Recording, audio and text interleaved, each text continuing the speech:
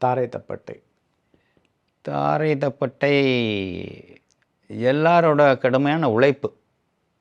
அதில் எனக்குன்னு நான் சொல்லிக்கிறதுக்கு எந்த கிரெடிட்ஸும் இல்லை.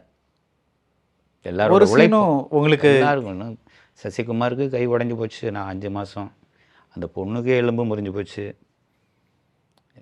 அது எல்லாத்தையும் வச்சுக்கிட்டே கஷ்டப்பட்டு அதை பண்ண அந்த உழைப்பு தான் நான் அவங்களுக்கு நான் வந்து அந்த உழைப்புக்கு தான் நான் மரியாதை கொடுக்கணும். நாச்சியார். நாச்சியார் பாசிட்டிவாக ஒன்று கொடுக்கணும்னு அமைஞ்சது.